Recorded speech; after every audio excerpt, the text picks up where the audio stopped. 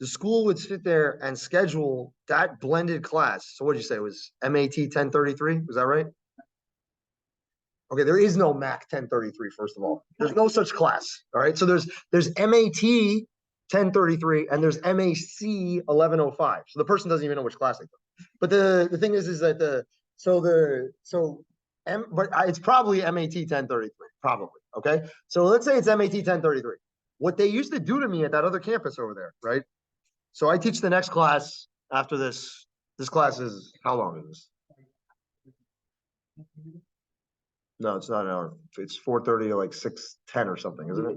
So then that's hour and what, 40 minutes? Is that right?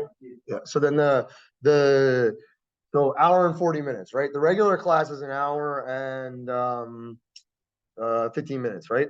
Okay. So then when you teach a blended class, you teach only one of those classes per week. So usually it's 2 hours and 30 minutes per week. Most of the classes I teach are only an hour and 15 minutes per week because then the rest of it's online. Does that make sense? All right. So then so you kind of teach half the time, right? All right. But if it's a session 4 class, right, which is already half time, so there's 18 weeks. That class is only 9 weeks long, right? This one's 12 weeks. Okay. So then when that class is, that's only 9 weeks long, right? So that means you're supposed to teach double as much. So that means if it's supposed to be an hour and 15 minutes twice a week, you're supposed to be teaching 2 hours and 30 minutes twice a week. Okay. So if it's blended, you're supposed to be teaching an hour and 15 minutes twice a week then. Okay. The school would make a mistake every time. And I keep telling them and they wouldn't fix it. And they would set up the class to be session 4 and would only meet for an hour and 15 minutes once a week. So instead of it being sitting there and the kid has to meet for 54 hours for the entire semester, those students only end up having to meet for 13 and a half hours a semester. So when they say I had to hurry, they weren't joking. They weren't kidding. Okay, because I literally had to teach the class 4 times as fast as normal. But yo, why did you sign up for that class if you don't know? I mean, like, you have all the choices of all the classes to take, and then you take the class which sits there and meets for like very little amount of time. What do you expect is going to happen? You know what I mean? So then the I don't know. I feel kind of bad for those kids because they didn't really know what the heck that they were getting into. You know what I mean? But I told them like the first week, and I told them like how ridiculous the schedule was, and I told them that it really isn't supposed to be this way. And technically, to be honest, it's like sort of against the law. Like you're not really allowed to do that because they're supposed to be teaching more hours. But it's not my fault. It was the school's fault. So I was like, if you're gonna pay me, I was like, I don't know what to do. Like I can't, you know. And then they kept turning around and they kept saying that they didn't want to change it because then they thought the students wouldn't sign up for the class. And then I'm like, well, you're right, but like so many people are gonna fail for no reason. You know what I mean? And it's like, I don't know, it's kind of stupid. All right, let's get this show on the road. Oh, you got another one? No, they not really explained the whole material and his grading were not helpful. What does that mean? Grading was not helpful. Were not helpful. Like you just get graded. How does that like not helpful? Like what does that mean? And it doesn't mean it's not even helpful that this person's grade is a B. They got a B too? Yes. That was nice. That person I don't know, that was nice. They probably didn't get a B. That's probably a lie. So, I doubt that person passed, honestly. So yeah.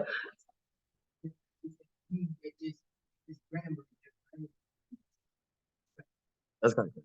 I don't know. Anyway, there is no such class though. MAT 1105.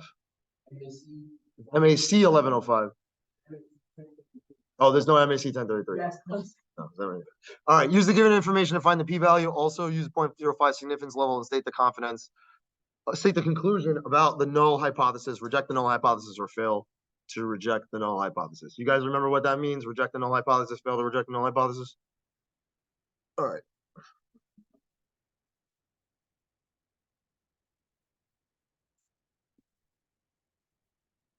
No, null hypothesis was like the the thing that's generally assumed to be true. Okay, so there's something that people generally assume to be true. Then I sit there and I start observing something and I start seeing that there's some sort of like difference from what people are saying, right? And then I start trying to draw an alternate conclusion, right? So the null hypothesis is when we assume what those people are saying. Does that make sense? Sorry, always is equal to, yes, that's correct. All right, so then because you have to assume something, right? You have to say like the mean is this, right?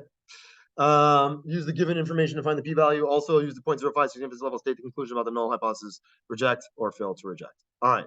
So if you remember before, we were talking about that they did this, that we have to do this like 4-step process. Is that correct? Right. So then the first one was you have to do the hypothesis and the assumptions, right? The second one was you have to come up with a test statistic. Is that correct? Which is really just how many standard deviations away from the mean it is, right? The third one was you had to do the p-value, right? And then based off the p-value, we're going to draw a conclusion. Is that correct? All right. So then, and that was just if the p-value is less than alpha or if the p-value is greater than or equal to alpha. Is that right? And this is what you were talking about, like scarce or something like that, that this p-value has to be rare. Does that make sense? If it's really rare, given what we initially assumed, then it's likely that that is probably not going to be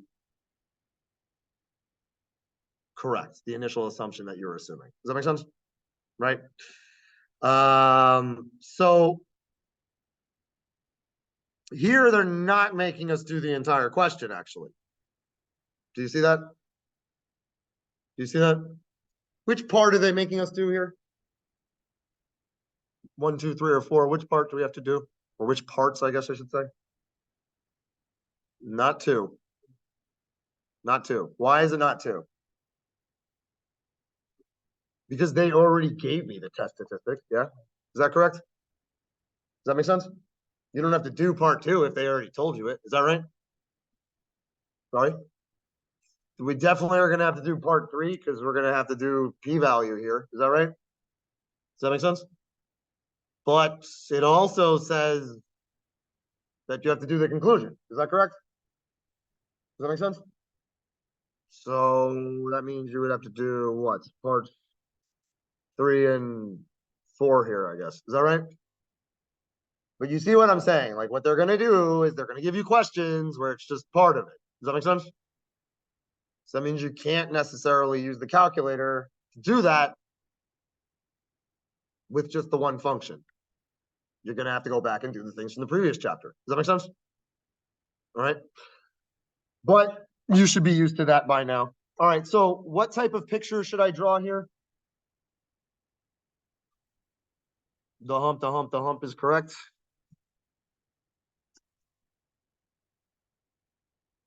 But I would rather you say, what type of distribution is it? Does that make sense?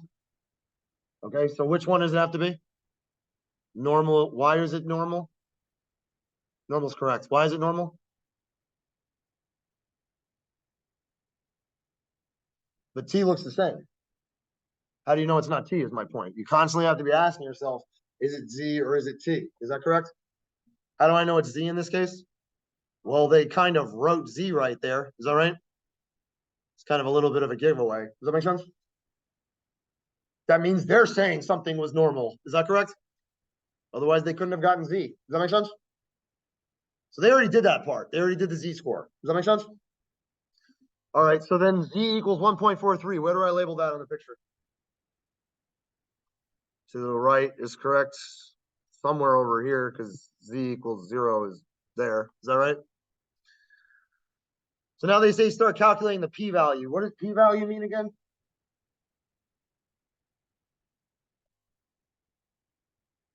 No.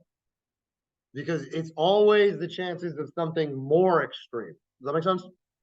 The extreme stuff happens in the tail. Is that right? Does that make sense? This stuff is 0 standard deviations away from the mean. That's not very extreme. Is that correct? This stuff is more standard deviations away from the mean. Is that right? Does that make sense? So we have to find the probability of getting a result at least as extreme as the sample result. Does that make sense? So how do we do that?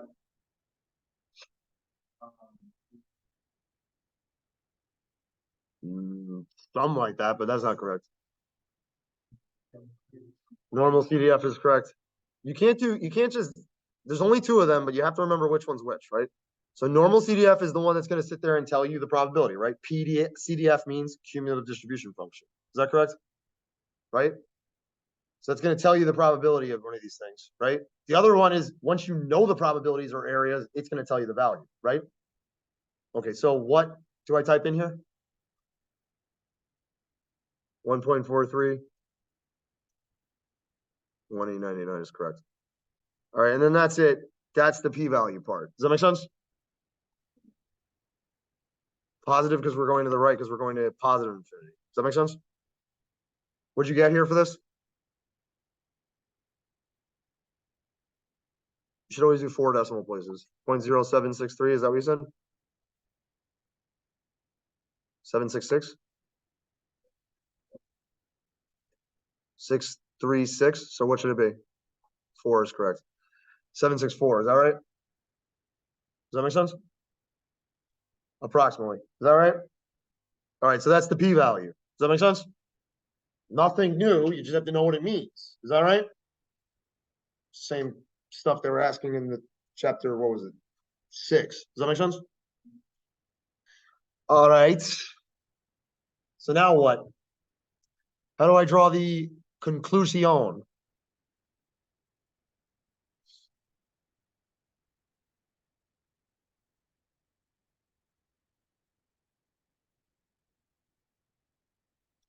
So there's some null hypothesis and there's some alternative hypothesis. They're not really telling us what those are here. Does everybody see that? So I'm just going to assume it's like the mean is something. And then in this case, would the alternative have to be greater than, less than, or not equal to? What would you say?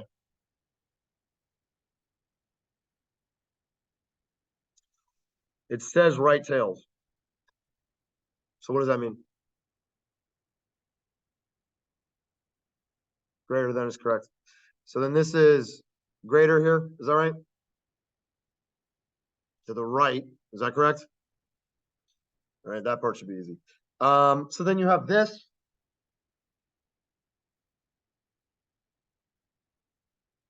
So then they gave us the test statistic. Is that correct?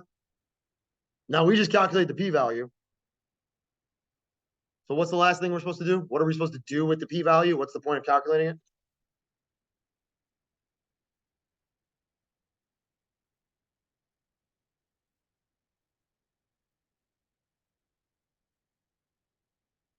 To compare it to the significance level is correct. To try to draw some sort of conclusion is right. Does that make sense? Now, what did our boyfriend over here say before last week? Well, you look up now. Interesting. So the what did he say last week about who are you talking about? I'm just messing with you. I'm just messing with you. So like the what did you say your last class though? It's like the phrase.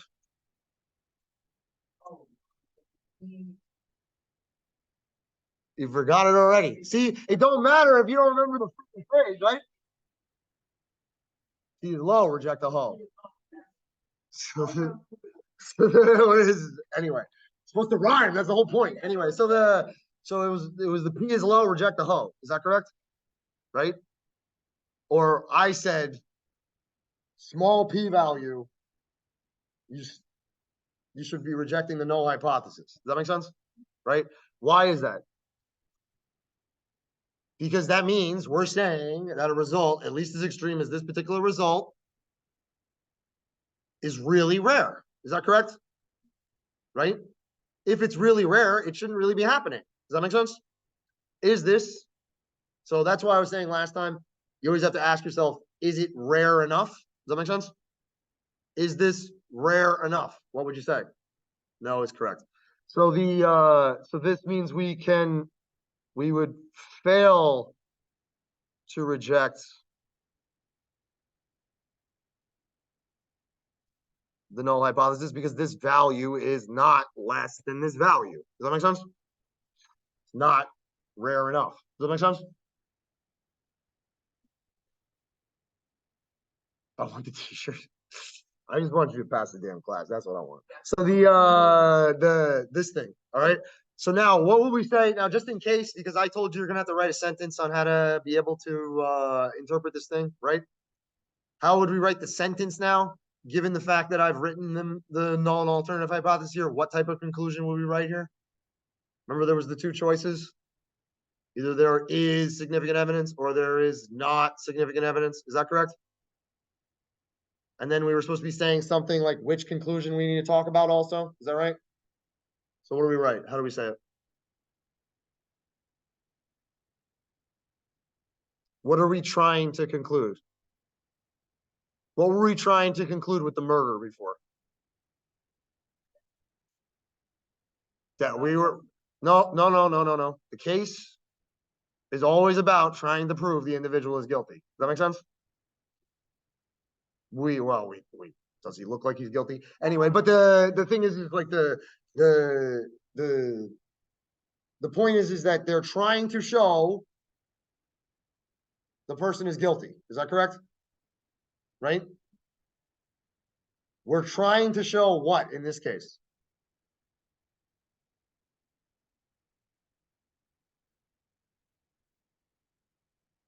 What are we trying to show based off this test?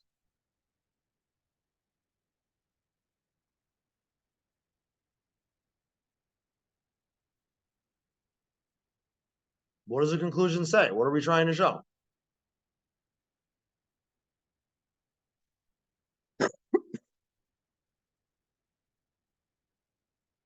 I mean, if you can't even read the conclusions and tell me what they mean, then how are you going to draw one?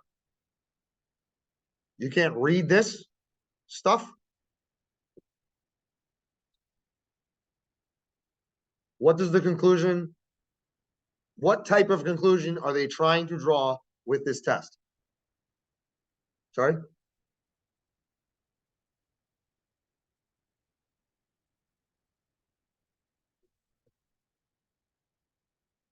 Not the p-value. The mean is never greater than the p-value. That doesn't make any sense. You wouldn't compare an average to a probability, right? That the mean is greater than this number, whatever this number is. Is that right? They assume some number here.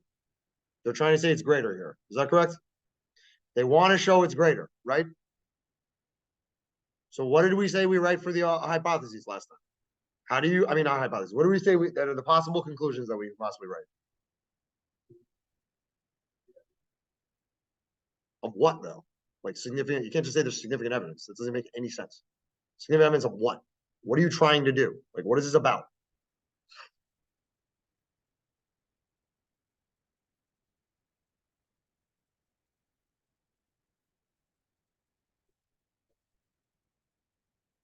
That the mean is greater than that number is correct, right? This thing here is trying to prove that the mean is greater than this value, whatever it happens to be. We don't know. It doesn't matter for the question, right? So we're either going to say there is enough evidence to say that the mean is greater, or we're going to say there is not enough evidence to say the mean is greater. Is that correct? Those are the two conclusions. Does that make sense? You should be able to say that. You should be writing it down if you don't remember, right? Okay, so then how do we draw? What do we say for this one then? What would the conclusion be?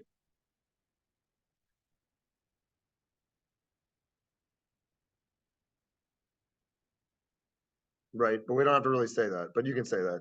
Because again, people don't really understand what that means necessarily unless they saw the whole test. Does that make sense?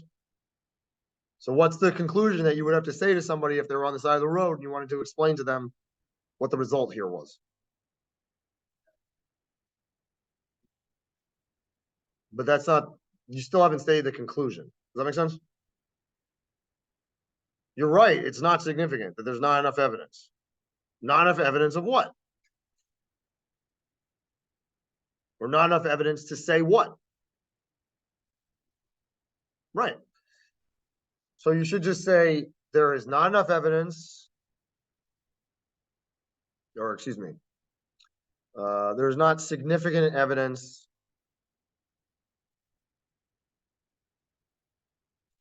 to conclude the mean is greater than mu naught. And that would be the conclusion. Does that make sense?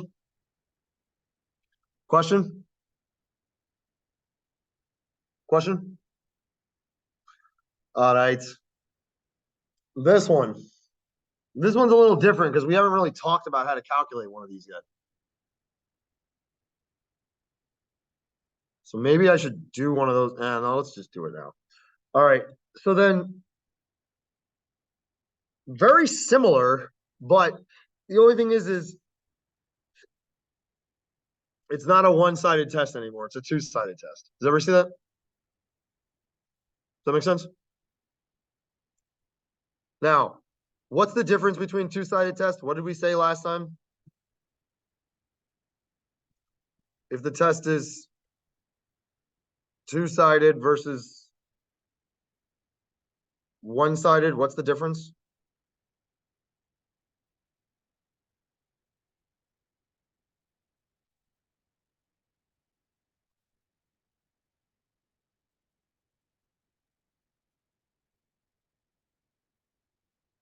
When it's two-sided, you have to have both tails, is correct, right?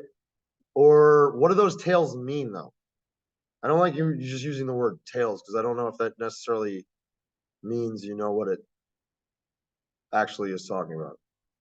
But what did we didn't call them really tails. What did we call them? You're right though, there's two of these things. But what did we call that?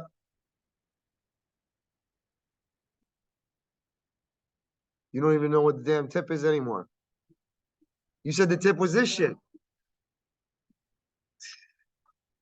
Don't pull on nothing. All right, so then you're right over there? Beyonce? What was the song you like? I'm just joking. He's getting mad now. So all right, two-sided. What does it mean? What are those things called? What's the point of going over this stuff, guys, if you're not gonna remember a damn thing we talk about? Sorry? Z alpha, no. Z alpha means like something like how many standard deviations? Does that make sense? But you're right, like some position here we might be calling it something like Z alpha, but that's the position. I asked what these things were called. No. Nope. Z-score means number of standard deviations away from the mean. There's no margin of error. That's what I was looking for. So this stuff we said was called the rejection region or alpha region.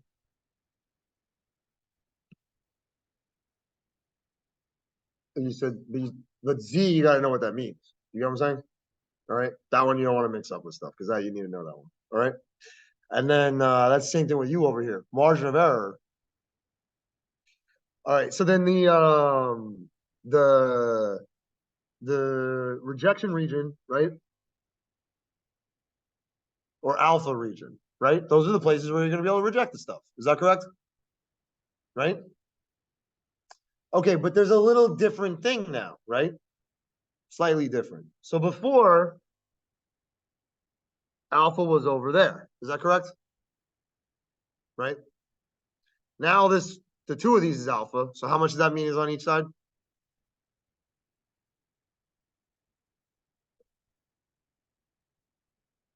Alpha over 2, right? We've said that a number of times. Is that correct? Right? So those are going to have to be alpha over 2 now, right? So then in this case over here, it's like saying the probability that some z-score, let's say, or let's say the test statistic, or let's just write it like this. The probability is going to have to be less than alpha because it's going to have to end up being something over there. So it's going to have to be smaller than the alpha. Does that make sense? If alpha is the whole part, so that's going to be smaller. Is that right? So then in this case, what would it have to be? Well, if you were like way over here somewhere, now it would say, I guess the probability of whatever would have to be now less than alpha over 2. Is that correct? Does that make sense? Or if you ended up going on that side over there, the probability on that side, whatever, would have to be less than alpha over 2. So it's like harder to reject it when it's a two-sided test. Does that make sense? Does that make sense, guys? You get what I'm saying here? Why would that be? Oh, because we're sitting here and now we can't even start saying if it should be greater or less than. Is that correct? I can't even tell you if it's going to be greater or less than, right? Someone says to me, oh, within 5% significance level, right? Or using a 5% significance level, please confirm if the finding is significant. Does that make sense? But now I don't even know if it should be greater or less than. Is that right? That means I really don't know that much. Is that correct? It should be harder to reject the null hypothesis in this case. Does that make sense? All right. So the probability now needs to be less than this. But this probability previously, we were really just calling this the p-value. In this case here, we're really just calling this the p-value. So the p-value needs to be less than alpha, but now in this case, it's saying 2 times the p-value. It needs to be less than alpha if you multiply both sides by 2. Does that make sense? Does that make sense? All right. So effectively, one way to think about this is that every time you calculate a p-value when it's a two-sided test, you really got to double it to compare it to alpha. All right. Either that, or you need to think about it by saying that the p-value needs to be really compared to alpha over 2. Does that make sense? Does that make sense, guys? Do you understand? All right. So then explain to me how I do this one then. So it says alpha is, no, it doesn't say that. It says alpha is 5%. It says the test statistic is 3.06. It says P is not equal to this thing, right? So then that means they're telling me what the alternative hypothesis is. That means I actually know what the null hypothesis is. It's equals. You said that before, right? Does that make sense? Does that make sense, guys? All right. Then we need to draw our little picture. Where does 3.06 go? Way to the right now. Good. So they want that thing now. Does that make sense? But that's not the p-value. Because the p-value needs to be doubled if you're doing two-sided. Does that make sense?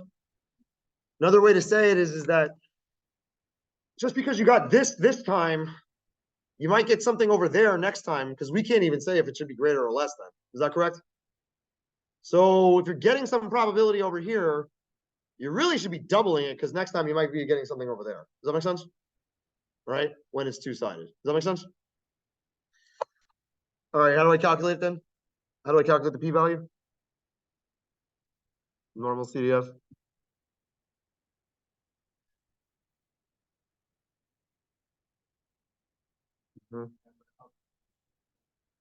That's correct.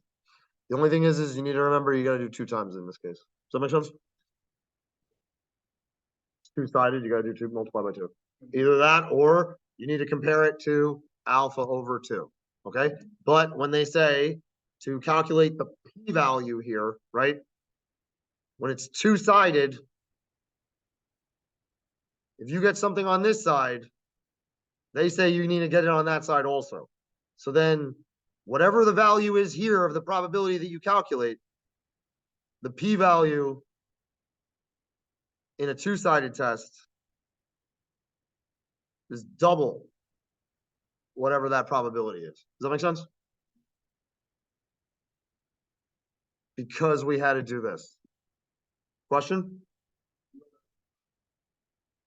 Anytime you do probabilities, they want you to write it for us for some reason. All right, so what's the answer here? 0.0011. Is that what you got when you double it? 2. You gotta multiply. You just forgot to multiply with 2. That's all. All right, so then this. All right, now what? Do we reject or not reject? We reject is correct because this value is less than 5%. Does that make sense? Does that make sense? What conclusion will you write then?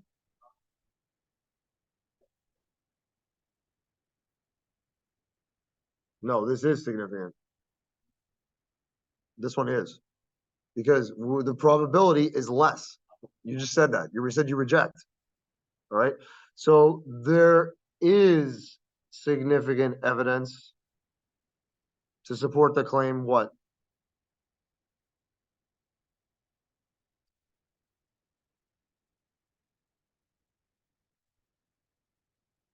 That it's not equal to is correct.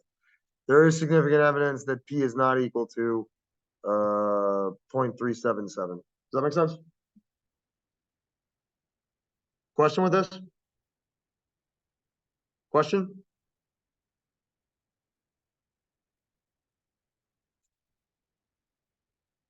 You guys understand? All right.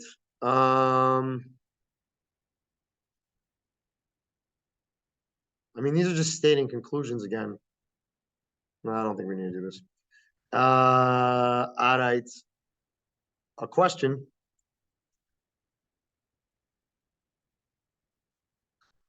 So I said, though, every time we're going to do these things, we're going to try and do them by both methods, by the hypothesis test method and by the confidence interval method. Does that make sense?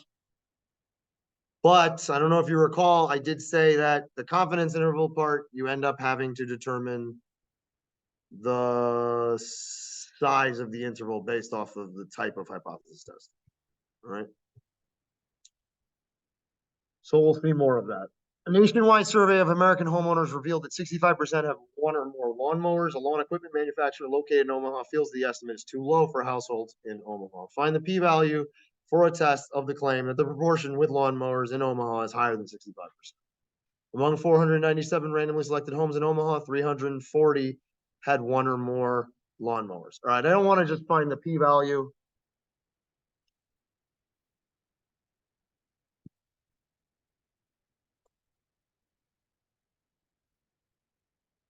Let's just do that instead.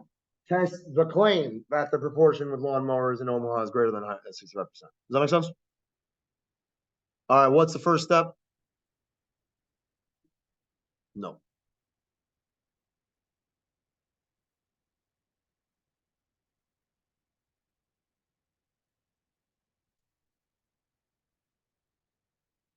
That's true. You got to do that. But the thing is that we have to also do some other things. There was a whole bunch of stuff that we said we had to do. That's true. That's true. So what would you say this one is? Mean or proportion? Definitely proportion. That's correct. Good. Okay. So we got to see if it's mean or proportion. Is that right? Okay. Now what?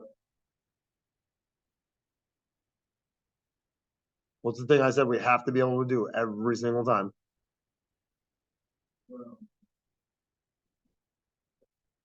Yeah, but stuff you got to do way before that. That is the one we're going to be using, but you don't even know if we can use it yet. You haven't even told me what we're going to be testing. No, no, no, no, no, no, no, no, no, no. What do you want to do when you do hypothesis tests? You want to do what? No, you want to reject the hoe. You might need to actually know what the hoe is first. Is that correct? Right? You need to know an alternative hypothesis. Is that correct? And you need to validate the assumptions. Does that make sense? Because if the question does not allow you to validate the assumptions and you sit there and you start doing the test, you're automatically wrong. Does that make sense? And some of the questions will say on the final and stuff like that, the test cannot be completed, or I don't have enough information to complete the test. Does that make sense? You have to know the assumptions. Does that make sense? So what did we say? First of all, we have to do the known alternative hypothesis. So what is that? I mean, I guess we should really validate the assumptions first, but you don't know how to validate the assumptions first without knowing what you're testing. Does that make sense? And you can't tell me the conclusion and you can't answer the questions unless you know this part. And you can't even type it in your calculator unless you know this part. Does that make sense? Because if you do one prop Z test, you have to state conclusion on there, right? So what is it? You can't read the question and do that part. You can't do none of them. Does that make sense? But Once you do that part, you're pretty much done. Because then all you have to do is type it in. Does that make sense? Nope, that makes no sense. What does P mean? What does P mean? You just said P. What does P mean? Proportion. That's correct. Proportion of something. So you should tell me what proportion you're talking about first, but we'll say that in 1 second. But you just told me the proportion is 340. That means the proportion is, when you say 340, right? That means you're telling me the proportion is 34,000%. Nope.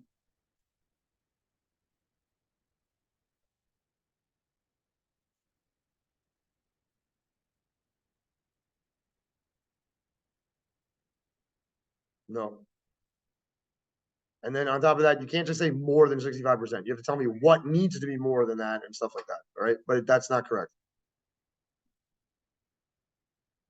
Yes, but that's not what I said to do first, because then you're still not going to really be able to answer the question and type the stuff in. And that's not really how you can read the question. What did I say to do first? When we're doing the null and alternative, what do we say? There's only 2 of them. I told you to do one of them first.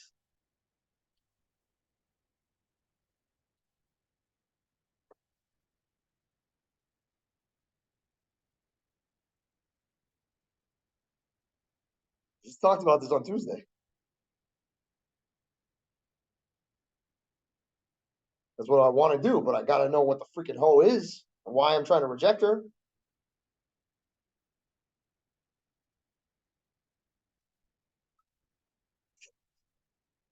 You forget, I've had students for years who have said these same things you say, right?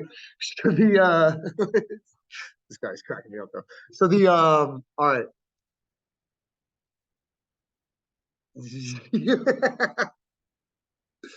Which one did I say we need to do first? Come on. Why? Because they have to tell you what they want to prove in the question. We talked about this for a long time. Is that correct? You guys got to remember something. There has to be one of these things that we talk about that you have to remember. At least one. Do you get what I'm saying though? No, honestly, it's okay if you forget because you haven't done the practice yet. But the point I'm trying to make is there's some things that are critical to remember. Does that make sense? And if you do not kind of focus on those, you can miss the forest from the trees real easy. Does that make sense? And then it becomes very hard. But if you remember these things I'm saying, you'll tell me it's actually very easy. Does that make sense? The reason being is that this whole thing is like 3 or 4 sentences. Is that right? One of them then has to tell me what they're trying to prove. Is that correct? So all you have to do is read it a little bit. Is that right? So what does it say?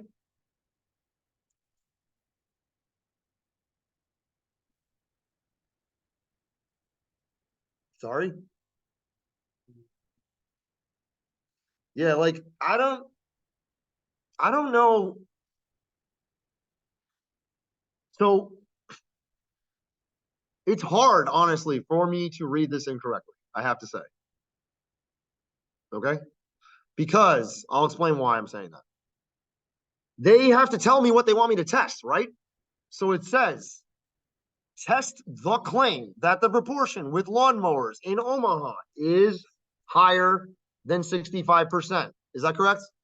It also says, somebody says something is 65%, but we feel that's too low.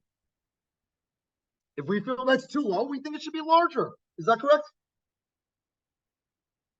That's not hard to read that. Does that make sense? Does that make sense? Now, again, I did say this last time, but if you end up missing that part, yes, I do think, based off of this particular topic, that you do not deserve to pass. Does that make sense? Does that make sense? Because then you're going to get all of them wrong. All right? You have to be able to read the question. There's no way you can tell me you can't read the question. Does that make sense? You can't tell me you don't know if it's mean or proportion. And you can't tell me you can't read that part. Does that make sense? Because there's no way you can continue the question then if you don't do those things correct. All right. All right. So this is greater than 65%, and this is equal to 65%. Is that right? What's the matter? You okay? So then you just kind of like so then I was like, uh-oh, she all right? So then okay, now how did we say we need to validate the assumptions when it's we're gonna do a one prop z test or something like that. But how are we when we're testing for a proportion, how do we validate the assumptions? What were the things that we said we had to do?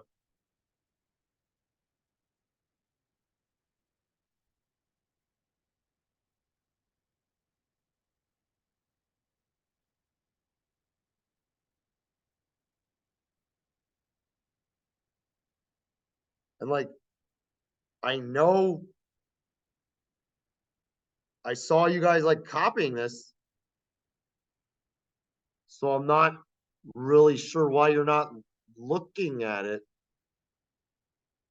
And you're just staring at me. I mean, I know I'm pretty ugly, but the thing is that I know you don't want to stare at me.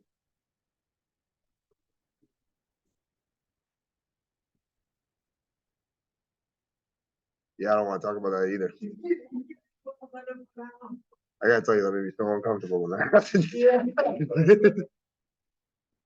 Because I never noticed it. Some kid brought it to me. So like, yo, you gotta read what they wrote about you. And then I was like, I think I know who it is.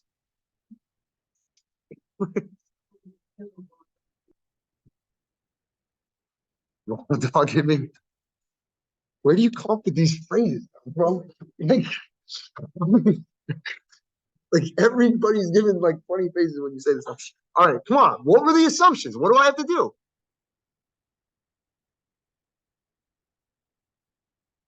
By the way, the other part about this that really scares me a little bit is that if I go into your textbook, because you know you're supposed to like look at the book if you need like assistance on any of these things or whatever, right?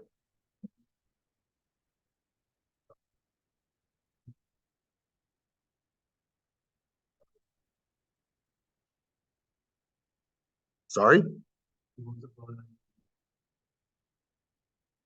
What does that mean? What's n times p?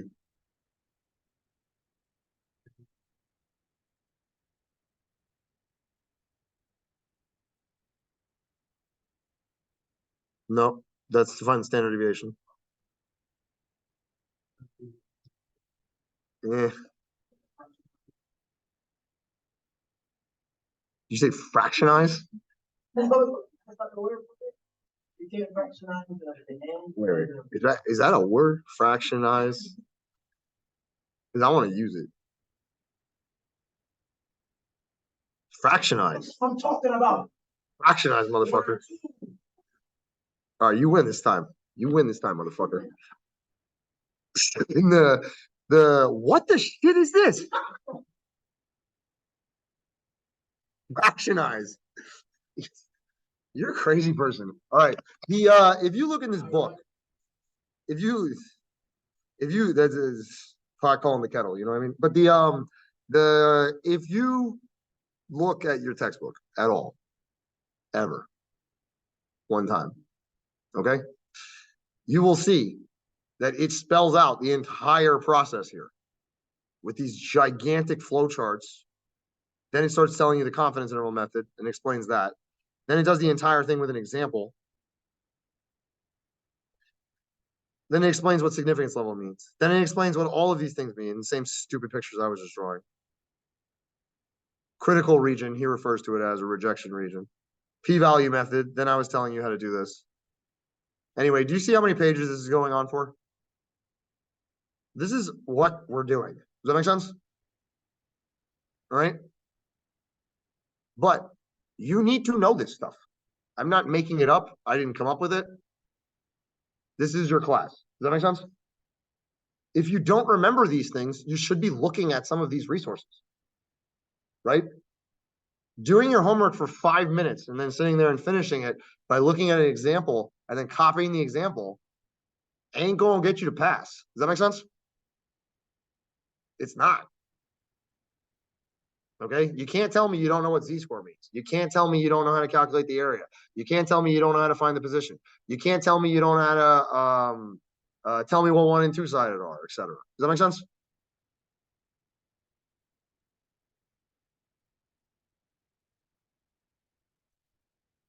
All right. So what I had said was is that I said you needed to compare NP and NQ to 10.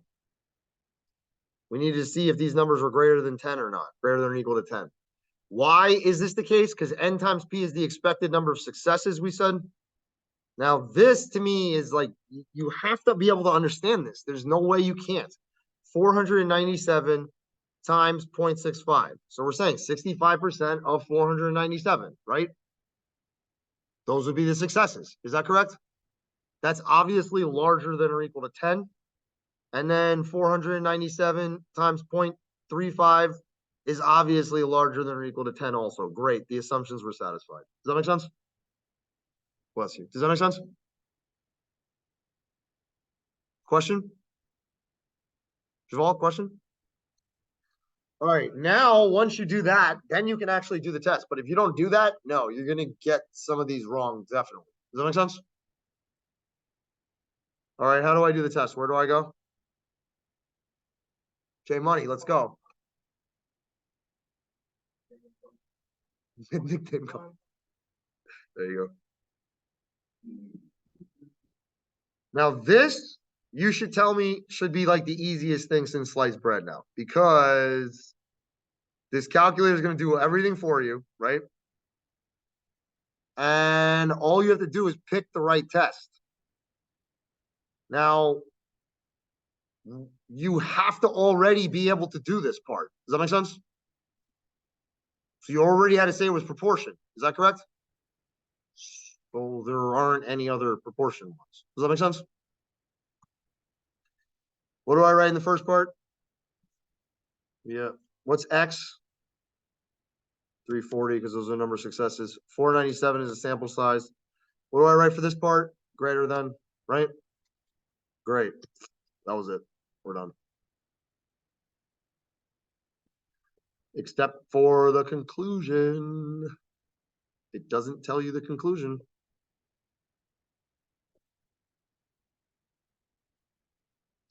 And then, of course, you need to be able to read all of this stuff and tell me what it means. All right. So if I asked you, what is the test statistic? What's the answer?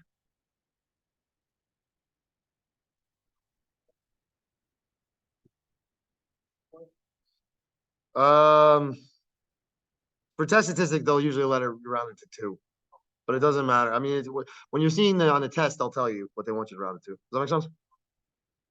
So what's the answer though? Still haven't heard the answer. 1 point Z, right? The Z value is the test statistic. Is that correct? What's the P value? 0.055. What does this number mean?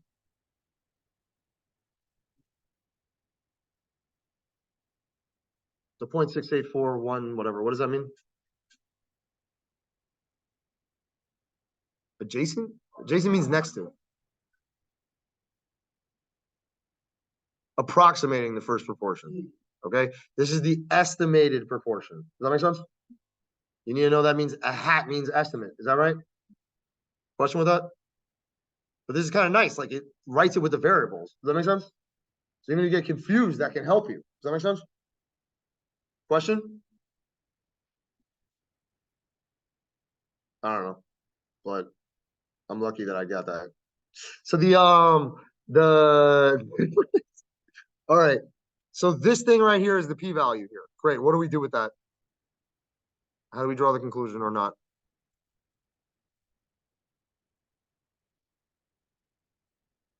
Yeah, but we don't need to round it. I don't know if they asked us for it. Yeah, whatever. They asked us for it. Fine, let's round it. What do you want? What's the number? What do I write?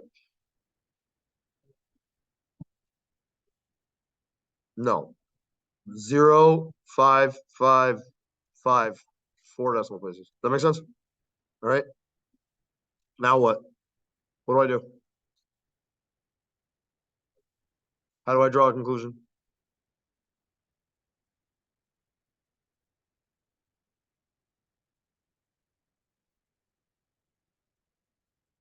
There, it did it for me.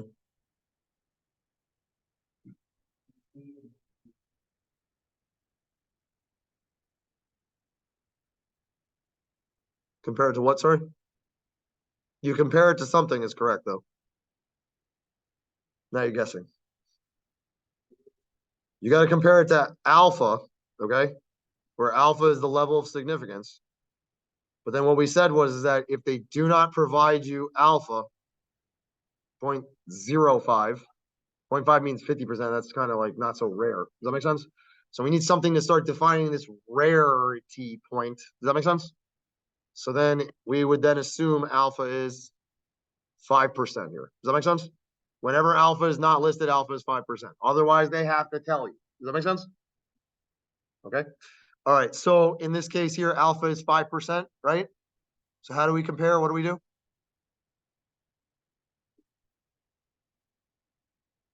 No. All we do is compare this number to alpha. So what do we do? That's definitely greater than alpha. So what does that mean?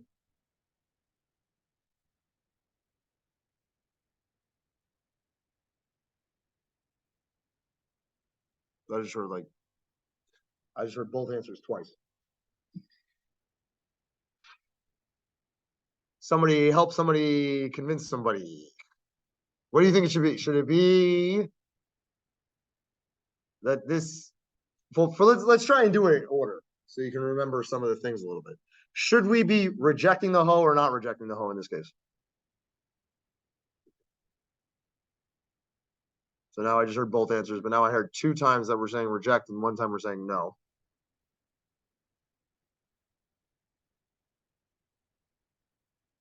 Now I have a not rejecting also, so now we're 2 and 2. Now there's another one not rejecting. Now we have a vote switcher. Is that because of conformity? All right. So then what we said was that what was the thing I said that we have to be asking ourselves? Okay, listen, boy, listen. I gotta say, boy was right 3 times in a row just now. All right, he was the only one who got it right before. He was the only one anyway. So like, P is low, reject the hoe. Does that make sense? Okay, but we're looking for really rare events. Is that correct? If it's rare, then you're going to give up on the original hypothesis. Does that make sense what I'm saying? Assuming that P is equal to 0.65, the chances of us getting, what was this? More than 68% if we sampled 497 people, right, is about 5.5%. Does that make sense? Does that make sense? That's, well, they say, not really rare enough compared to this thing here. Is that correct? We have to ask ourselves if this number is small. Is it rare enough, I said to ask. Does that make sense? You just got to keep asking yourself every time you get to this point. Is it rare enough? Does that make sense? No, this is not rare enough. Does that make sense? All right.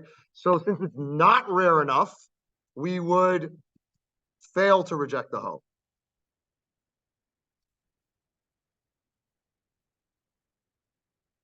Does that make sense? If it's smaller or not. Yeah. Rare. Rare, if the probability is rare, it would have to be smaller, right? Does that make sense? All right, so we failed to reject the hoe in this case. Does that make sense? Great, now we still have to write the conclusion. How do we write the conclusion?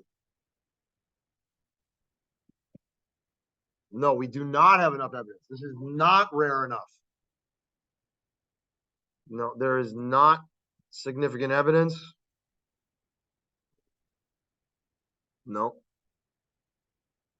To say what?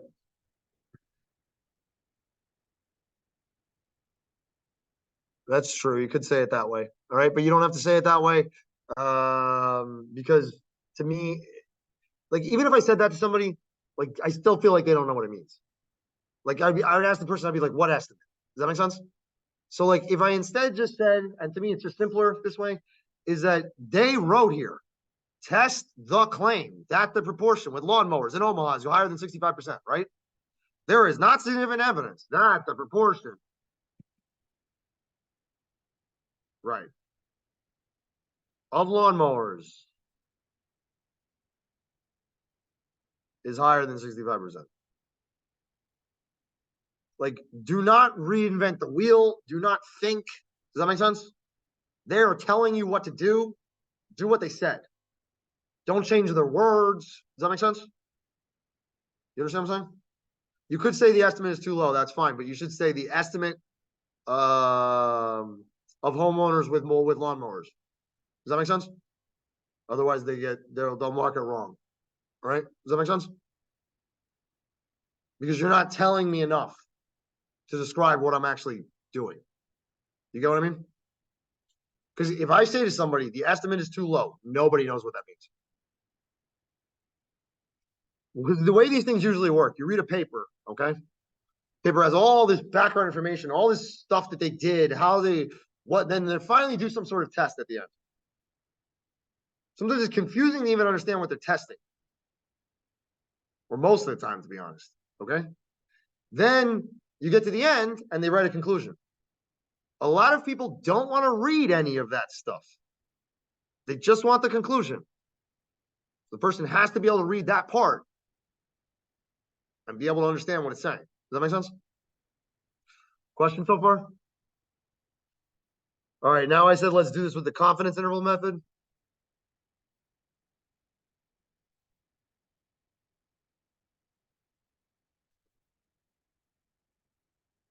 Now the test does not change at all. Everything is the same. So this has to be the same because we have to accomplish the same thing. Is that right? The only thing I said when we're doing the confidence interval method is we need to determine the appropriate level of confidence.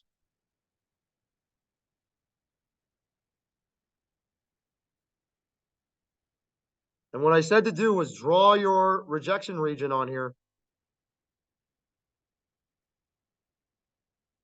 And then start asking yourself what size confidence interval would end at the exact same place that the rejection region starts.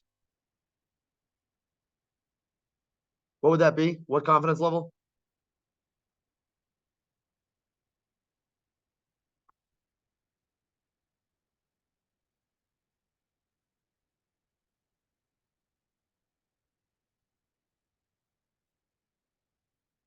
%90.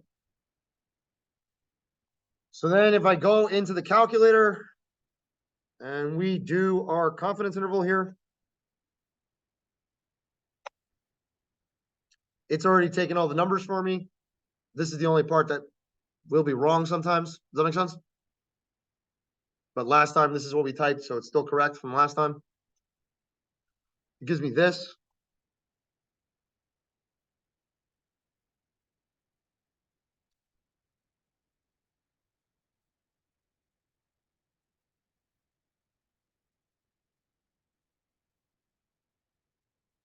So we get that there. Then this means P is, or we think, excuse me, that the 90% confidence interval based off of the sample proportion is this. What does that mean now?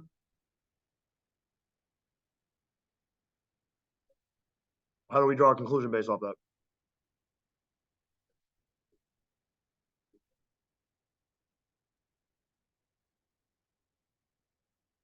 That's not correct, but don't. Okay, but that's bad what you just said. But I'll explain why in a second. But what are you going to say after that? How you still have to draw the conclusion?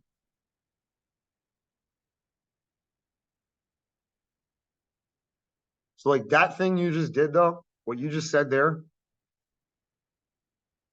So if a teacher sits here and asks you to write something out, right, and they ask you to do these things, sometimes what some students will end up doing is they get confused with, we're still learning it now, so it doesn't really matter. But some students will get confused with some of the things they're doing and then sitting there and start pulling information from other places, right?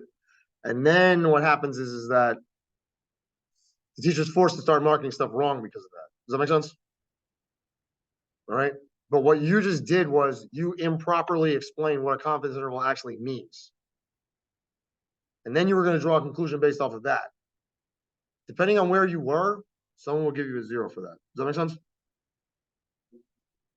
Sorry? I give a 0. Because that's what everybody used to give me. So for someone like that, people would give me 0 for sure. But because the problem is that you have to use the first part, do the second part, do the third part, do the fourth part, right? First part's wrong. Depending on the way it's wrong, they'll knock you out for all of it. But because the confidence interval method doesn't have all those parts,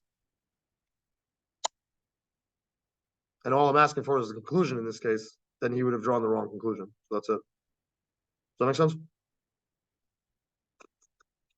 All right, so how do you draw the conclusion here? Should be obvious. Like I don't even think you have to understand anything to draw the conclusion now. And what I'm trying to say is also you don't need to sit here and start explaining to somebody what confidence intervals mean and all of that at this point. So you got to be very careful when you start providing additional information. Does that make sense? You got me with that? Because I think you were about to draw the correct conclusion with what you were going to say afterwards. The way you were doing it was wrong, but that's why I was saying just finish. But but my point is that you got to concentrate on what needs to actually be said. Does that make sense? You don't need to talk about everything, right? Well, first, I just want to know what the conclusion should be. Well, first of all, the conclusion cannot be different because this is the same exact question. So we can't draw a different conclusion. It's going to be the exact same thing right here. Otherwise, I'm stupid and I don't know what I'm doing. Because the problem is that we can't do it by a different method and get a different answer. Is that correct? That would be a stupid method then. Is that right? Or something's really wrong. Yep.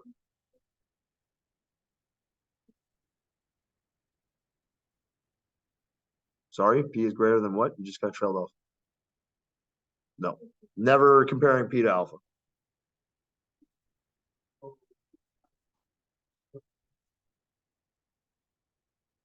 No.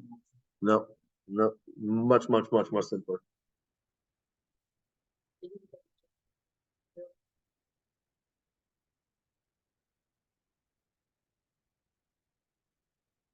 Yeah. So like this is saying P is supposed to be between here and here. Okay, well, the null hypothesis says P is 65%. Well, this is not rejecting the null hypothesis. Is that correct? Does that make sense what I'm saying? It's sort of validating it. Is that correct? Does that make sense? So I can't reject the hoe. I can't conclude it's greater than 65%. It doesn't say that. It says sometimes it's still going to be less than that. Is that correct? Now, the thing is Cheval, when you were saying your answer, confidence interval means just the one thing you can't say, okay? You do not say 90% of the time of the P's or something like that, or 90% of stuff will fall between here and here. 90% of all the confidence intervals you could make will correctly have a P inside. Does that make sense? Have the P value inside. Or I shouldn't say P value. Should have the proportion inside of it. Does that make sense? We just have one of them based off of this sample. Does that make sense? So this is just a 90% confidence interval. 90% confidence interval says we think the proportion is somewhere between here and here. Does that make sense? Question?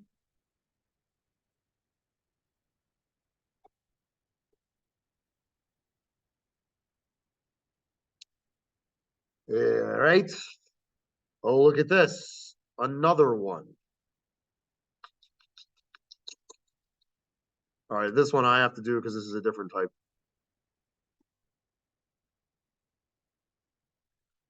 Why is this a different type?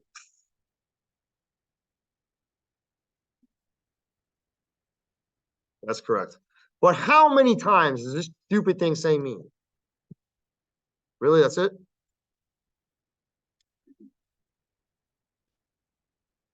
Like, if you pick proportion here, we got issues. Does that make sense? You got me? Plus, I don't know what the proportion is. Like the person's going to go sit here and pick this as the proportion. That says it's the significance level. Does that make sense? That has to be alpha. Does that make sense, guys? You read this wrong, yes, I will fail you. There's nothing I can do, though. Does that make sense? You're going to get the questions wrong. It's not because I'm going to sit here and turn around, well, I'm going to fail that person. Right? Right? You're going to get it wrong. You got me? But you can't tell me you get that wrong. That don't even make any sense. Okay? All right. Manufacturer makes ball bearings that are supposed to have a mean weight of 30 grams. Retailer suspects that the mean weight is actually less than 30 grams. Mean weight for a random sample of 16 ball bearings, 28.6 grams with a standard deviation of 4.4. At the 0.05 significance level, test the claim that the sample comes from a population with a mean weight less than 30 grams. Use the traditional method of testing hypothesis. Yeah, whatever. Okay. Does that make sense? Yes? What's the first thing we got to do?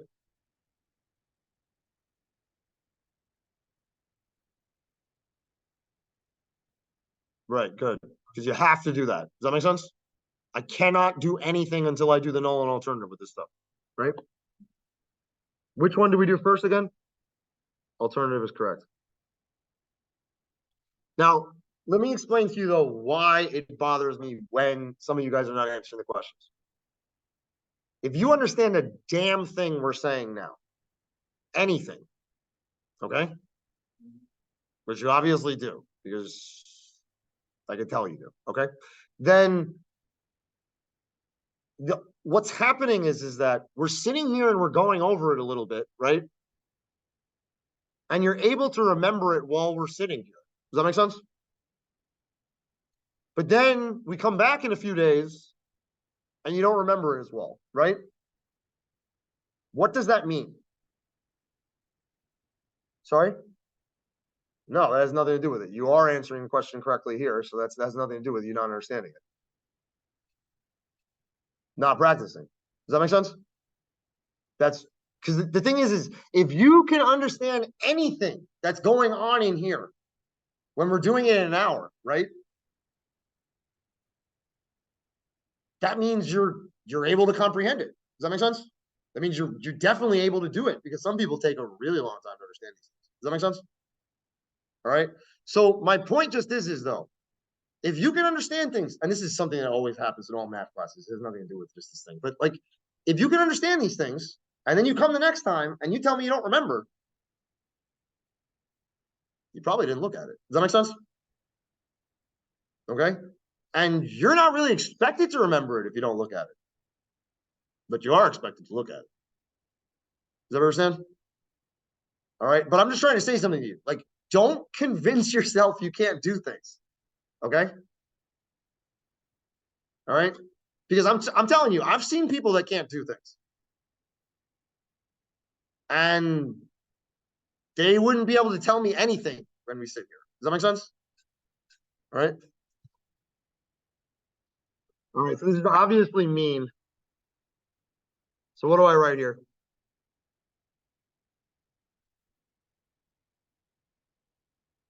That the mean is less than 30 grams is correct. So what's the null? Equal to 30 grams. Okay. So this is different because it's a mean. Is that right? What do we have to validate when it's a mean?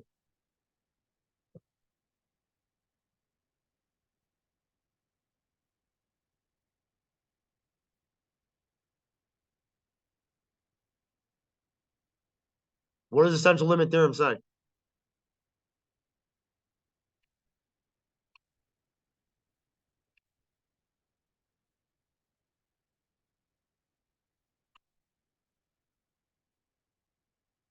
I'm telling you though, I am very worried about some of your guys' scores in the final.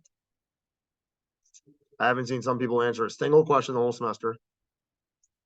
I see some people just copying stuff and then not necessarily really showing me that they know it.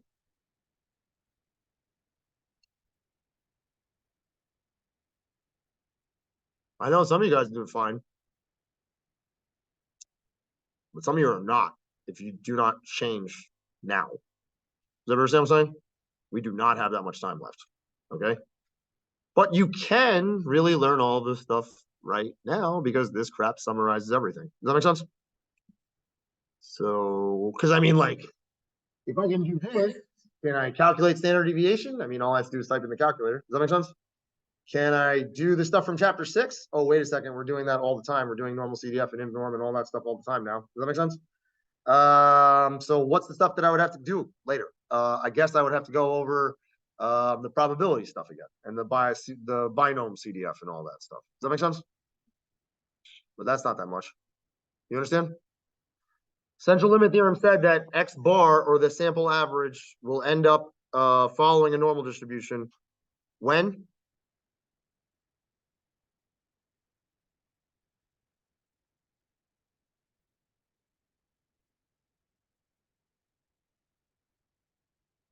When n is greater than 30. All right, I don't know what's going on here, though. That not a single other person is answering this question. I told you that's literally the most important thing in this class. So, but hey, guys, I think I've warned you enough at this point. Okay. So then this X bar is going to be normal with some mean, but we already know what the mean is because we assume it here. And then with some standard deviation, sigma over square root of n. But then we know what n is here also. N is 16, right?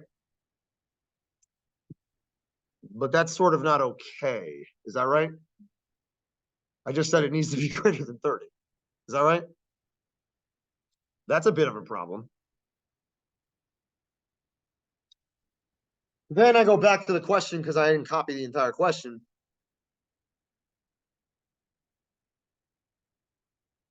And they say here, assume that a simple random sample has been selected from a normally distributed population. Does everybody see that? If it did not say that here, though, we would not be able to continue. Does that make sense? Does that make sense? Since it says that, we can assume that this is coming from a normally distributed. Well, actually, we can assume that X is coming from a normally distributed population. Does that make sense? But then the average also is normally distributed automatically. Okay. All right. Now what? What's sigma?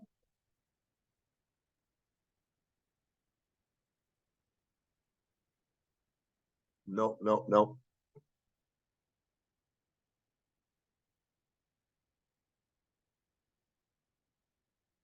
Not 4.4. Now you're just guessing. Why is it not 4.4? No, we need to find standard deviation.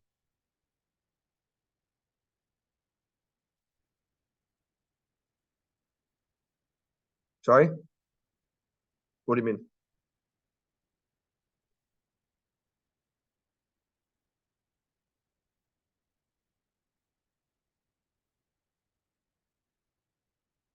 Yeah, what do you mean? I don't understand what that means. What a random sample, what do you mean? Any sentence or something.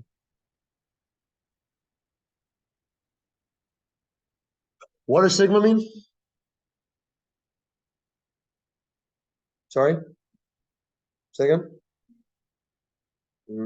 More than that, you're missing a word. Sample? Population, right. So this is population standard deviation, right? Sample? So the population standard deviation, right? Is this the population standard deviation? Why not? Because it's coming from the sample. Is that correct? Does that make sense? So you can't just tell me random sample. You got to say this is the sample standard deviation. Does that make sense? All right. Because it doesn't sound like you know what you're saying when you say that. Does that make sense what I'm saying? But you add that one little part, you're done. All right. So you're really in the right direction. All right. So then but because this is coming from these 16 ball bearings, this is not the standard deviation of everything. Is that right? Of every ball bearing that's ever made. Is that correct? Does that make sense? So what does that mean? We don't know what sigma is.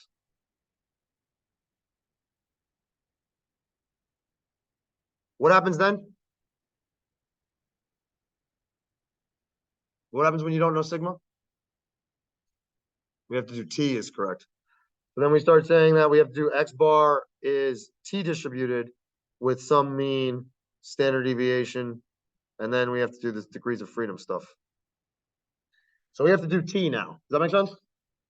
Now, unless they sit there and tell you what sigma is in the question, every time when you do mean, you're going to have to do t. Does that make sense? We already talked about this when we were doing confidence intervals. I said either it's mean or it's proportion. Mean, we have to be deciding whether it's z or t first. Is that correct?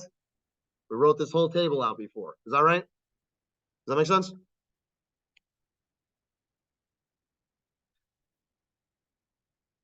Or I wrote a couple tables out actually. All right. So then, all right. Next step was to do what? What was the second step? So we validated the assumptions. We know what distribution it's coming from. Is that right? What's the second step?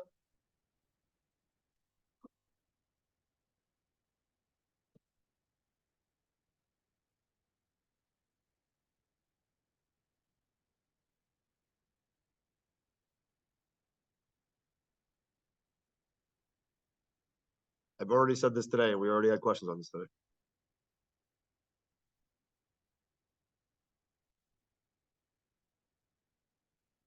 What's the second step? What's the next thing we're supposed to do? I even wrote out names for the steps before. We have to find the test statistic. You need to know what that means. The question was asking you for a test statistic before. You have to know these words. Does that make sense? I'm not writing these for fun. We were just asked a question where they asked us, what is the test statistic? How are you going to answer the question if you don't know what test statistic is? What does test statistic mean again? So I said that today too. It's either Z or T. What do those mean? Say again? What does that mean though? It means the number of standard deviations away from the mean. Right?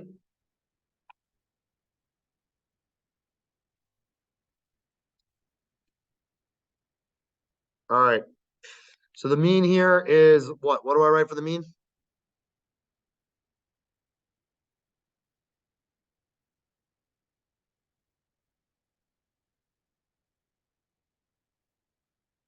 We assume the mean is 30. Does that make sense? What's the degrees of freedom?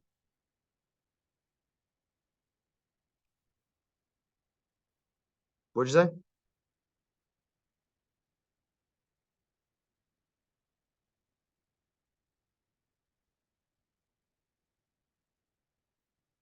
How are you doing your homework?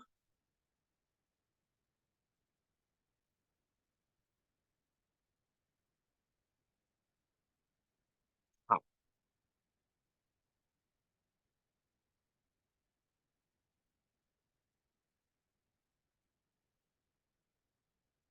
I know you've had homework on confidence intervals already. How could you possibly do the homework without knowing this stuff? You can't. No, you need to know what the damn formula is. You need to know what it means. So degrees of freedom we said was n minus 1. I said that the t distribution changes based off of the sample size. Is that correct? We drew all these pictures about it. Is that right? So it's not hard to say that that's 15. Is that correct? Okay. All right. Now what am I going to test?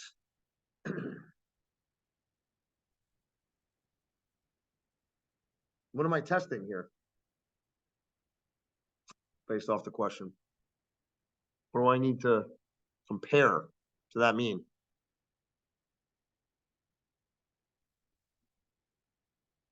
No. I'm saying, let's talk about this first because we got to say what it means first. Because you guys are not understanding these things and you got to make sure you go through this. We're trying to, they said that it's less, right? We're saying that we think it's less because the sample we just saw is less. Is that right? Does that make sense? So I don't know where 28.6 is, somewhere over there though. Is that right? How are we going to calculate the test statistic now? Well, T is going to equal to, we take the value we're looking at minus the mean, and then divide that by the standard deviation. Does that make sense? So what do I write here? What are the numbers? What do I write on the top? Wait, which one? What's X bar? No. 28.6 minus 30 is correct.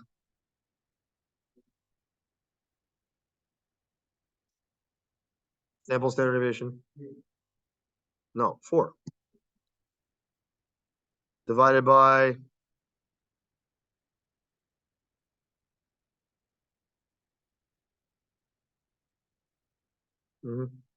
so we get 4, square root of 16. Does that make sense? Question with this? So this is what? 1.1. This is negative 1.4. Is that right? 14 over 11.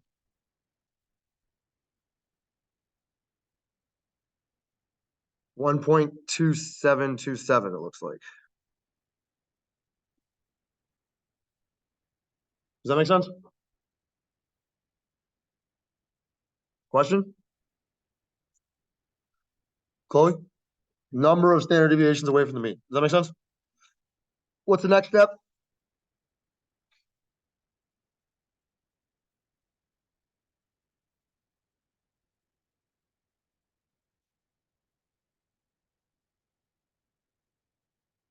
P-value.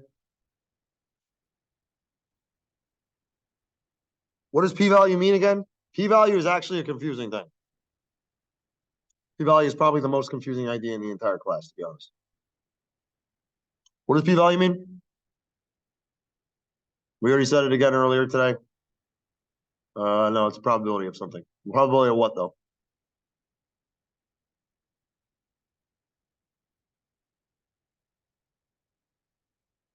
Probability of a result at least as extreme as the sample result, given the null hypothesis is true, right?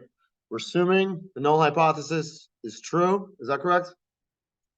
And then we need to calculate the chances of getting a result at least as extreme as the sample result by random chance. Like, what's the chances that's going to happen? Does that make sense? If it's really, really, really likely, you're not going to really give up on the null hypothesis. Is that right? Does that make sense? Yes or no? Are you sure you understand? So this thing right here, we need to start calculating that area. Is that right? Does that make sense? Because that's the stuff that's more extreme if we assume the mean is 30. Is that right?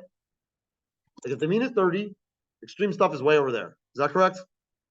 But this time they're saying they only want it to be less than that, right? So this is where there would be more extreme. Is that correct?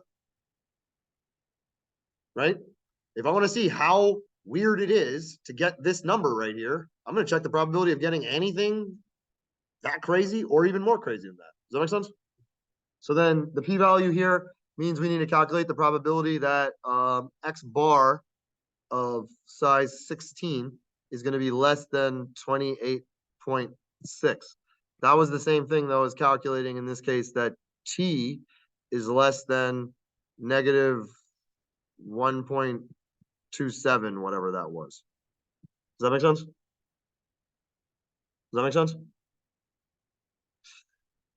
Now, this part, I don't know. We only did this once so far. But do you remember how to calculate the probability when it's a t-value here?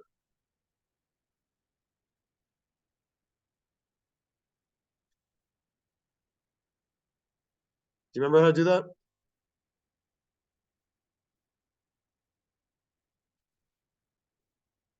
No. Where would I go on the calculator to start calculating probability? Hello? Just answer my question. Where am I going on the calculator to calculate a probability? When we calculated probabilities before, where did we go?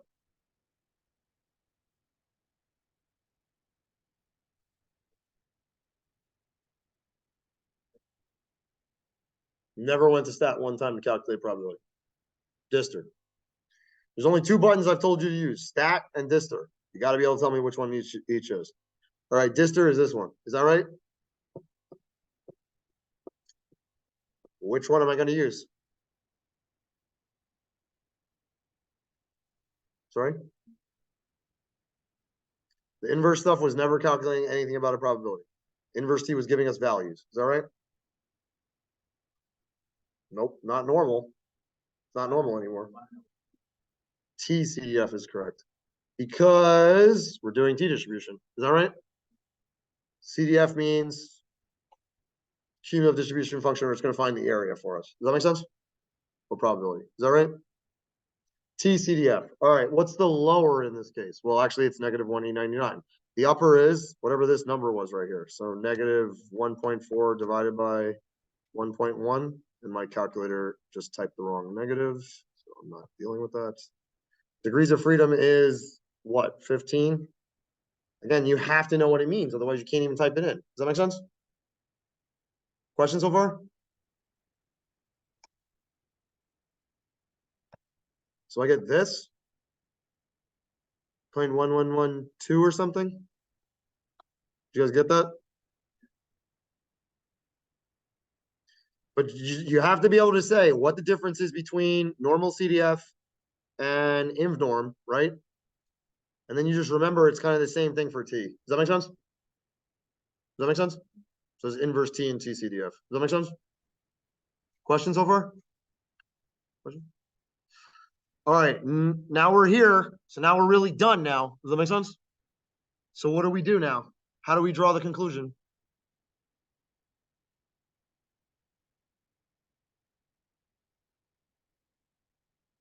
What do we compare the p-value to? What did we do before? 0.05. We have to compare the p-value because in this case they told us what it was, but then they still said 0.05, right? 0.05 is correct. Now what? What do we do?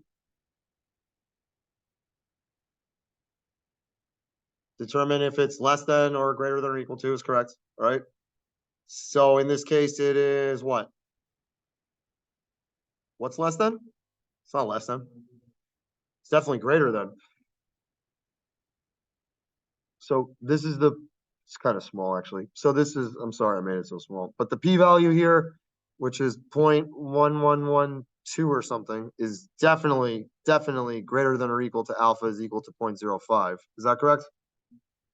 So what did you say?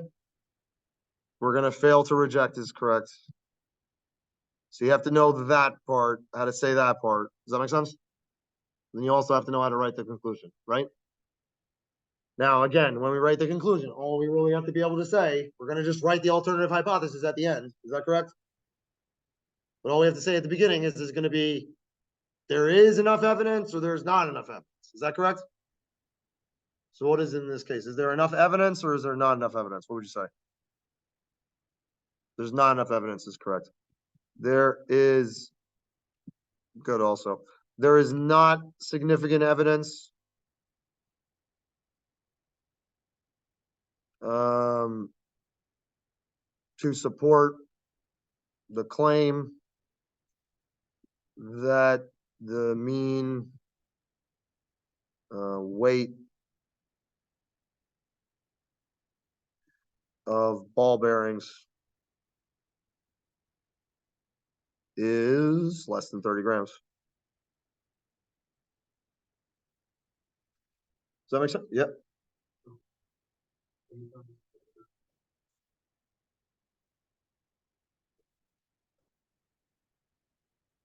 You gotta think. You gotta start thinking. You gotta stop trying to memorize stuff. You're not gonna be able to do anything that way. Okay? You gotta think about the words. Fail to reject. What does it mean? Fail to reject what? Sorry? The whole, right? So then fail to reject the whole, right? So I failed to reject this. That means there's not enough evidence to say this thing. Does that make sense? You get what I mean? Try and use the words to remember. Do not try and memorize it because there's too many steps. And then what happens is when you try to memorize these things, you're gonna go to the test and you're gonna mix it up. Once you get confused, you start mixing it up. Does that make sense? It happens to everybody. You know what I'm saying? You have to make it really simple in your head. The simplest way is understanding the words, right? You said it correctly. Fail to reject the hoe. If you can say that part, you should be able to tell me what the conclusion means. That's the point of that statement. Does that make sense? So fail to reject the hoe means I was unable to say this was not true, right? That means I was not able to say this was true. Does that make sense? So then that's what I say. There's not enough evidence to say this is true. Does that make sense? Okay. Try and do it that way. Okay. Don't get me wrong. This again, we just started this stuff, so it's still new. Okay. The confidence interval stuff you should be able to do by now, though. All right. Question with this so far? Does it make sense? And now once you've seen a couple of examples, you're gonna start telling me you're gonna get more used to it. Does that make sense? All right. The only thing is we said though we have to do this with this confidence interval method also, right? Does that make sense? Now, unfortunately, based off the examples that I'm providing here right now, we haven't seen a difference with the confidence interval method. So it's kind of hard for you to understand it yet. But if I was going to set up a confidence interval here and then alpha was supposed to be 0.05, all of the alpha would have to be put on the left now. Does that make sense? And this would still be 90%. Is that correct? Do you understand, guys? So then we would have to construct a 90% confidence interval here. Now, again, the more you read these confidence intervals, the more you're going to tell me that the confidence interval makes more sense. Okay? It's easier to understand the conclusion. Does that make sense?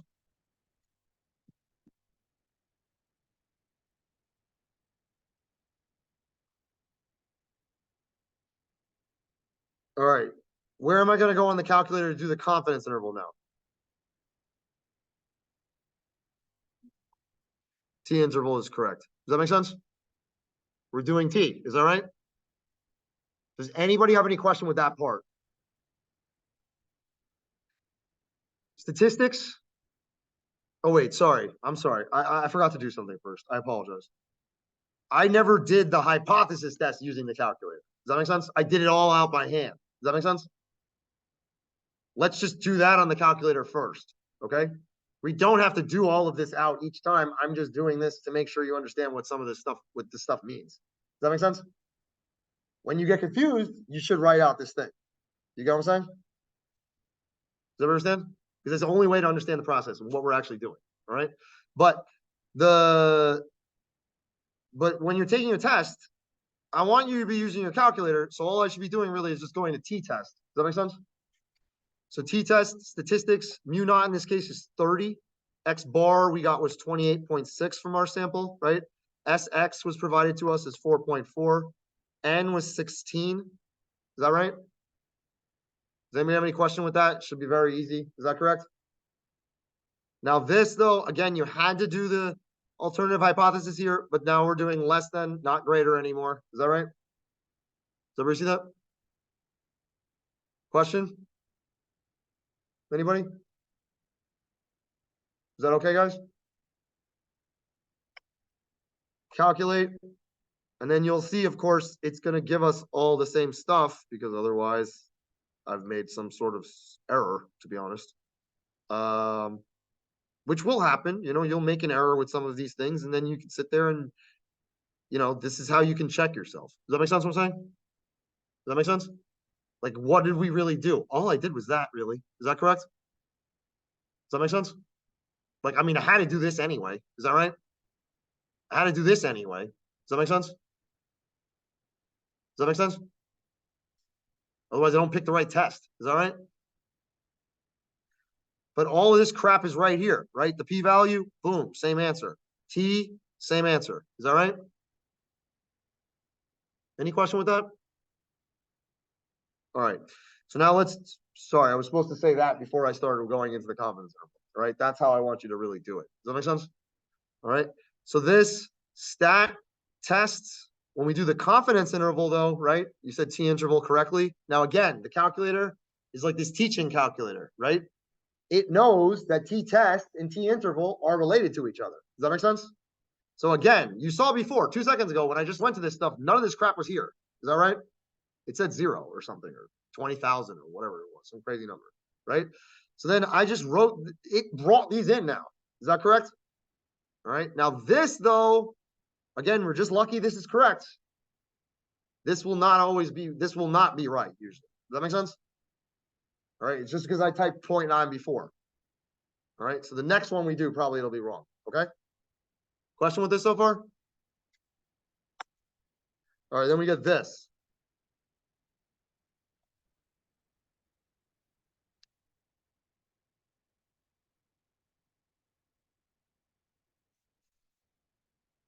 I wish they would just let me post these notes. This is so stupid. They don't let us do this anymore. Anyway, so the yeah, there's something like evidently like the OneNote file thing. If you post it online, they can hack the whole school. So every semester, if you look at every single one of my classes from every single other year, OneNote file's on there. Now, if you click on it, don't work. They blocked it. So I can't share it anymore. But the something happened. I don't know what the hell happened. But the I can show you the email though, it's kind of fun. But they're like, yeah, you can't use your OneNote anymore and share it with students. And I was like, why? And they're like, because there's been a campus-wide hack. And I was like, oh, is it because of mine? They're like, no. It's some other professor. I was like, well, what do you want me to do? So then so this thing means what? The mean is between, we think, this number and this number. And this is a 90% confidence. Is that correct? All right. So somebody explain me then what you think. How does this help me to understand? Now, pretend like, of course, we don't have any of this at the top here, because this is supposed to be a completely separate method. Does that make sense? So then based off of this, how would I pick the conclusion? Which one? So again, like these two things are supposed to be like sort of either you go left or you go right, right? We got to pick like one of them that we think makes more sense. Is that right? So which one would that be here and why? Which one do we think makes more sense?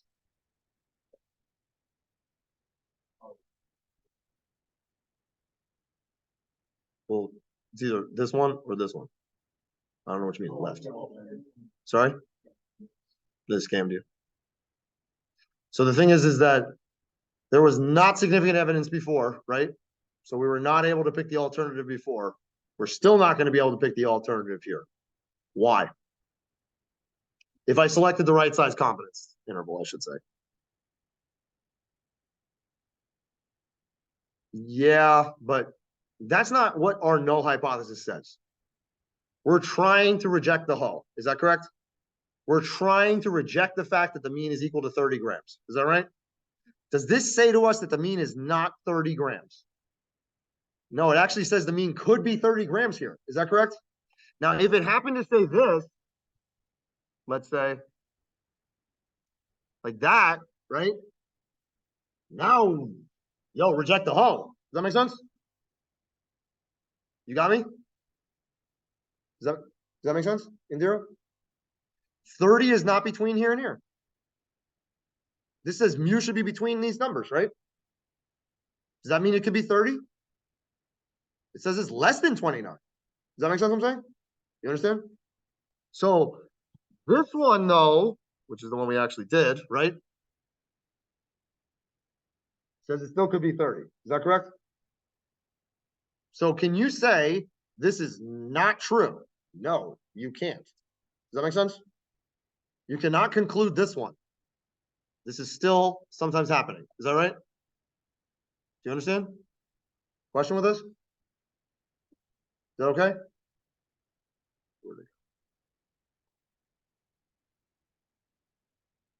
Does anybody have any question with that one? All right, let's look at the next one. Blah, blah, it says normally distributed here. Does everybody see that? That's really all you look for. You're just like, oh, did they tell me it's normal? Oh, they did. Thank God. Then I don't care. Does that make sense?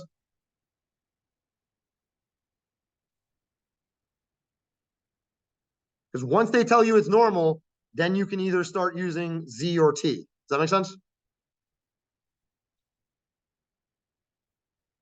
Oh, one more thing that I think makes it really easy. If you go in here and click stat and then click tests and click z-test, it starts asking you for sigma. You need sigma then. Does that make sense? I'm never going to be able to calculate sigma. Sigma has to be given to me in the problem. Is that right? And it's the same thing with T interval, Z interval from chapter 7. Does that make sense?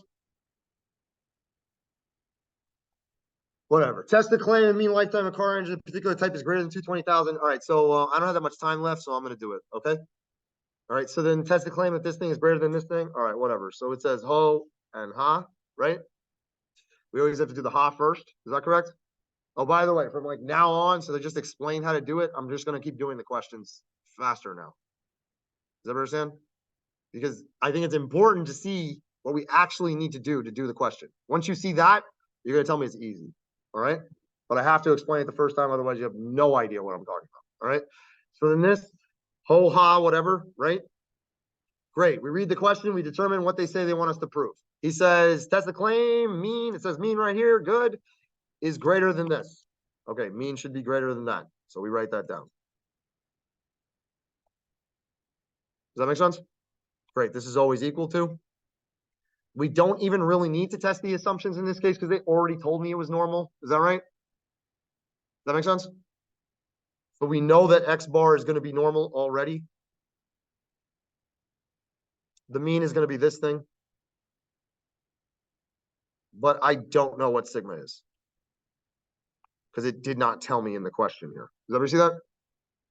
So then I have to use T.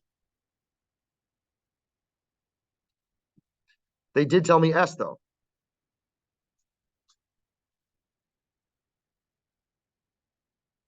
Degrees of freedom is 23 minus 1. Does that make sense? Does that make sense, guys? All right, well, that's good. Now we're like done. Now all we do is type in the calculator. Does that make sense? That part you need to help me with. Where do I go?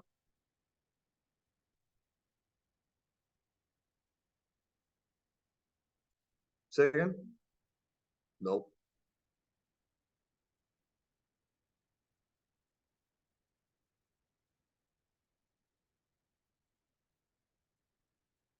You're kind of right, actually, but that's the hard way to do it. Okay. No, we're not doing interval. We're doing a test, right? Sorry? T-test is correct. Does that make sense?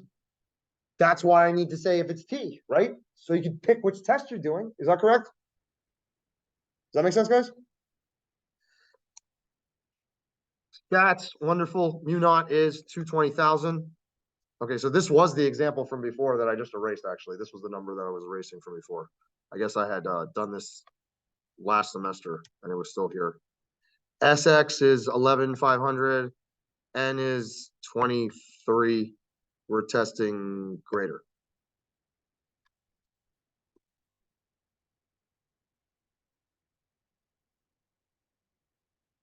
Question? Nobody get this? Hello?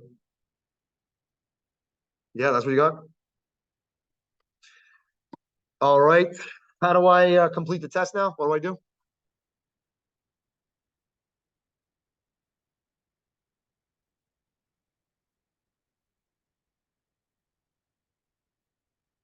We always want to see if it's less than, okay? We want to see if it's rare enough. Is that correct? So we want to compare this to 0.01. Is that right? So what do we say? It's way less.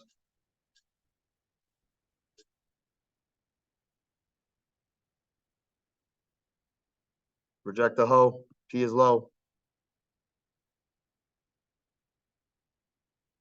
So then there is good significant evidence to support or to say the mean lifetime mileage is greater than 220,000. Does that make sense? How do I do the confidence interval part?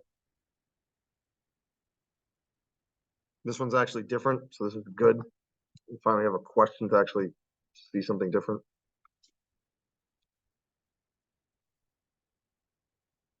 How do I do it?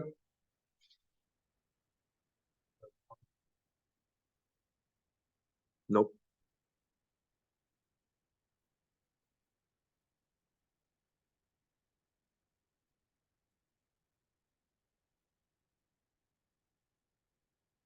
We have to say what size confidence interval we need to pick. How do we say it? How do I label this?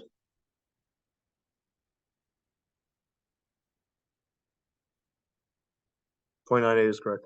It's 0.01 over here. Does that make sense? Right? So then this, we can't go all the way. Does that make sense? So this part would be 98 because that part's 0.01 also. Is that right? Does that make sense? Okay, that you're gonna have to do that when you do two-sided. That's gonna be the next question I do. All right. 98% confidence interval. So then we just do that. So that's what stat test T interval, right? Data, this is already here, this, but now you see I have to change this. Does everybody see that? I had to change it to 98. Does that make sense? Let me get this. So it says 220, 235.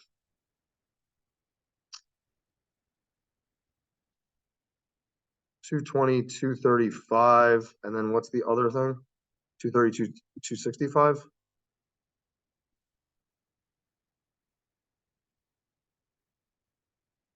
that make sense? So how do you draw your conclusion from this? If your null hypothesis is mean is equal to 220, and your alternative is mean is greater than 220, how would you draw your conclusion?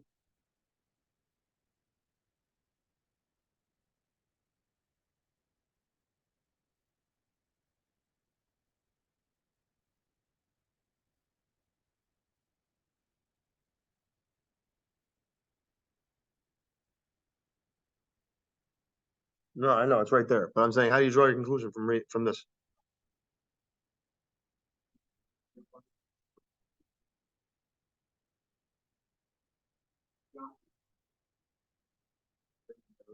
Well, this is actually saying it should be greater. Is that right? All the numbers are greater. Is that correct? Can you say that it should be this? No, it doesn't fit inside. Does that make sense what I'm saying? So this is what I mean by like this actually I feel like is easier to read. Does that make sense what I'm saying?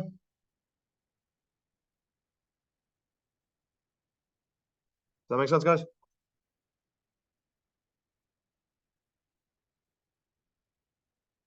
All right, let's just do this last one.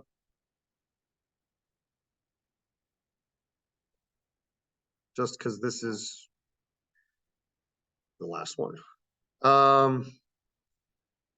No, because this explains the only other type of problem that they can ask you. All right? It's really easy. Chloe, you're going to do it. Just because you rolled your eyes. No, seriously. Read this. Tell me what's different.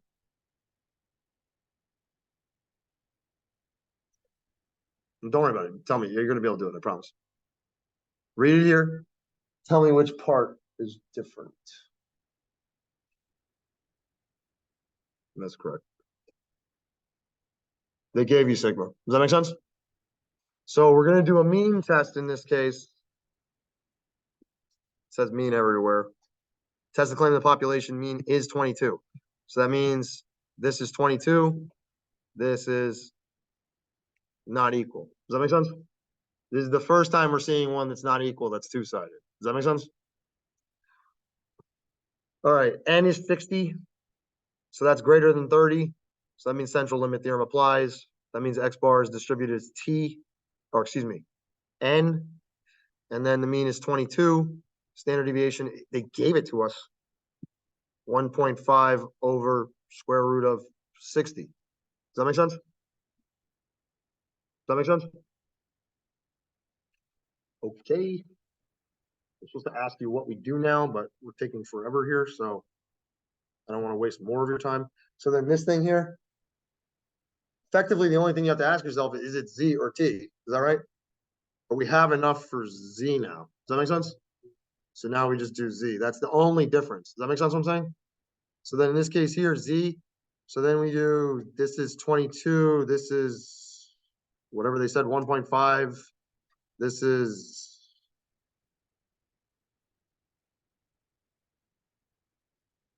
20. This is 60. Does that make sense? This has to be not equal to. Does everybody see that? Now they get this. So now the p-value is this crazy number.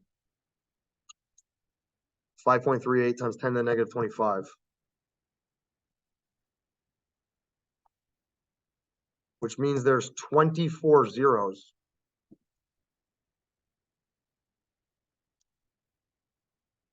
And then 538, whatever. Does that make sense? In other words, this shit's tiny. No matter what alpha level they give you, that's going to be smaller. Is that correct?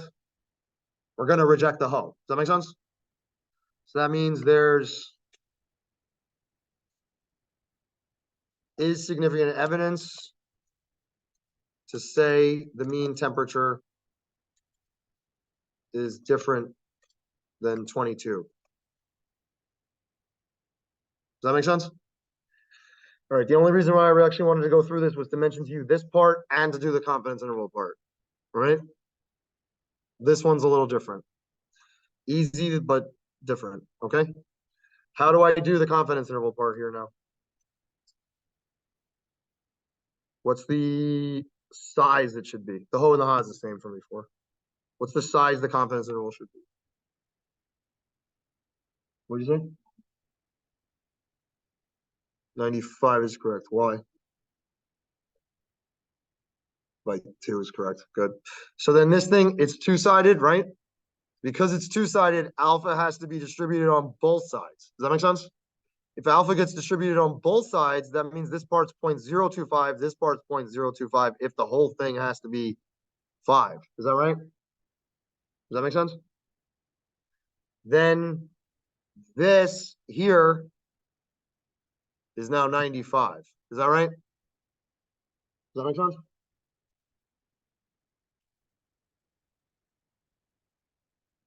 So let me go stat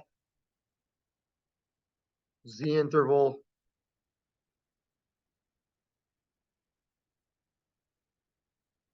And then all I had to do was change this to 95. As you see, it's just bringing the confidence level from the last question. Does that make sense? So we get this.